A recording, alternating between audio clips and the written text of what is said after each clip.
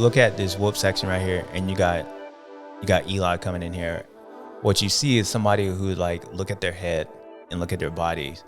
Like it doesn't really move, and when it needs to move, like he can like, all right, the bike kind of gets a little low in the front or whatnot or whatever, like he can just kind of move his body just a little bit, and the bike react to that.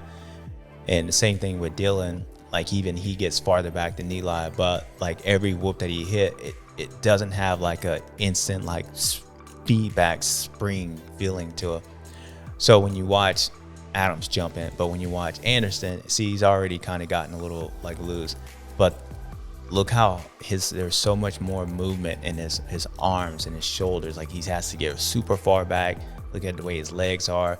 Like it's a lot more effort than being where Eli is. Eli's just kind of in the middle of his bike, and same thing with Ferrandis, and moving like a centimeter back and forth, like real relaxed, still up tall on his motorcycle, where Jason is getting the job done, but like he has no room. If the bike hits him in the ass, like he's gonna get his feet blown off, which I think he does at the end.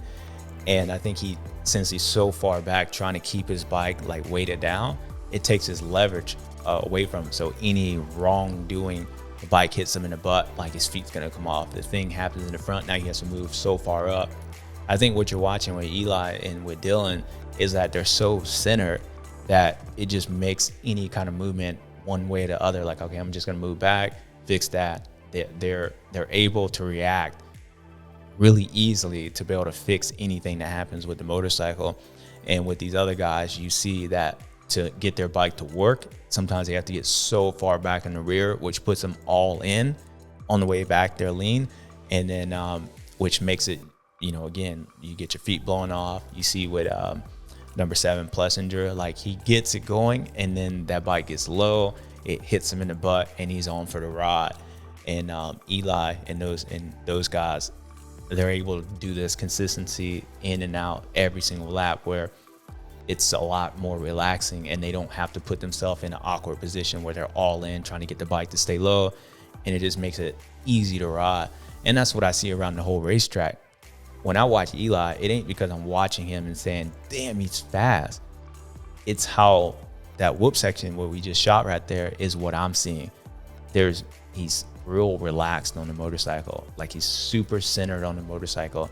He's riding with his knees locked in. And it's like, instead of him moving his whole body, he can just move his legs and just his feet back and forth to control the motorcycle, where these other guys are so far back. Just look at the height of Eli in the whoops compared to all the other guys. Like he's up on his bike, like Eli's sitting up on his motorcycle, where those other guys are sitting back. Like you can tell they have to move to get their bike to work.